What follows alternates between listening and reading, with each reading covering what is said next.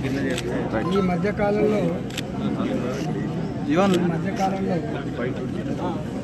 మడమంత్రపు సిరిలాగా ముఖ్యమంత్రి పదవి వచ్చినటువంటి రేవంత్ రెడ్డి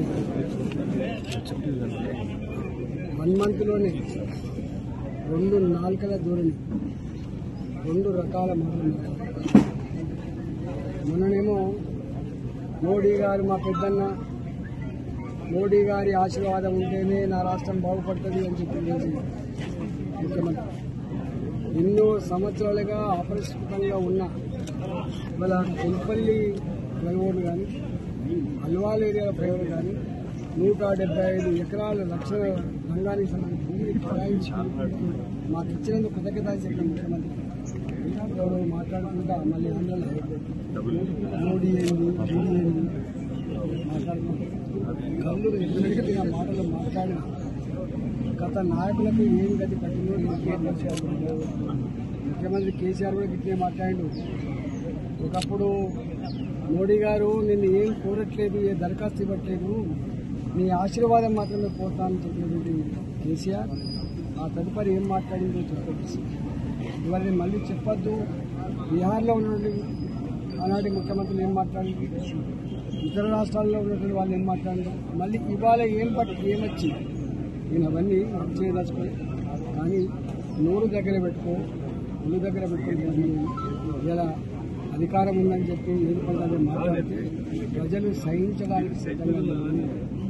రెండవది ఆ మధ్యకాలంలో కేసీఆర్ ఫోన్ ట్యాపింగ్, రాజకీయ నాయకుల పార్టీల వాళ్ళ ఫోన్ ట్యాపింగ్ మీద బాగా మాట్లాడింది. ఇవాళ మళ్ళీ ఫోన్ ట్యాపింగ్ చేస్తున్నట్టుగా మాకు తెలుస్తా ఉంది. ఈ ప్రజాస్వామ్యాన్ని మర్చిపోయి ప్రజలిచ్చిన అధికారాన్ని అడ్డం పెట్టుకొని ప్రజల మీద దౌర్జన్యం చేసిన, అప్రజాస్వామికంగా పరిపాలించే ప్రయత్నం చేసిన, ఇలా గత పాలకులు ఏ గతి పట్టిందో నీకు కూడా గదే గతి పడుతుంది. ఖబర్దార్, నువ్వు అనుకుంటున్నావు పిల్లి కళ్ళు మూసుకొని పాలు తాగినట్టు నువ్వు భావిస్తా ఉన్నావు. నీ చిరులని కూడా కనబడతా ఉంది.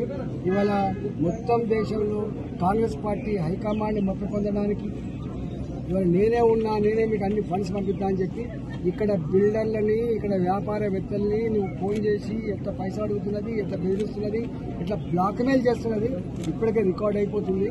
ఇవాళ నువ్వు అనుకుంటున్నావు నువ్వు ఇక్కడ ఉండే మొత్తం నేనే వీక్షిస్తున్నా అని చెప్పి అనుకుంటున్నావు. నీ మీద వీక్షించే వాళ్ళు కూడా ఉంటారనే విషయం మనం మర్చిపోకు.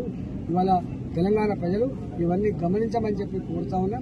రేపు మోడీ గారు మల్కాగిరిలో సమరశంఖం పూరించిన తర్వాత ఒకటే భావన, తెలంగాణ యావత్ ప్రజానికి కులాలకు, పార్టీలకు, జెండాలకు అతీతంగా ఈ దఫా నరేంద్ర మోడీ గారినే ప్రధానమంత్రిగా చేసుకోవాలి, భారతీయ జనతా పార్టీని గెలిపించుకోవాలి, పువ్వు గుర్తుకే ఓటాలనే భావన మాత్రం స్పష్టంగా కనబడతా ఉంది.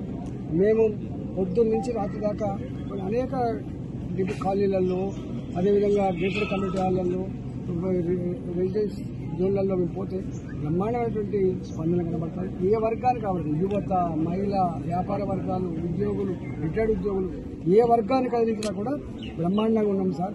మీరు ఈ దఫా మల్కాగిరిలో ఎవరు ఎన్ని వందల కోట్ల రూపాయలు ఖర్చు పెట్టినా, కుట్రలు చేసినా, బయట నుంచి ఎంతమందిని పట్టుకొచ్చినా మల్కాగిరిలో గెలిచేది మాత్రం మోడీ గారితో పాటుగా ఈటల రాజేంద్ర కూడా భావన కనబడతాను.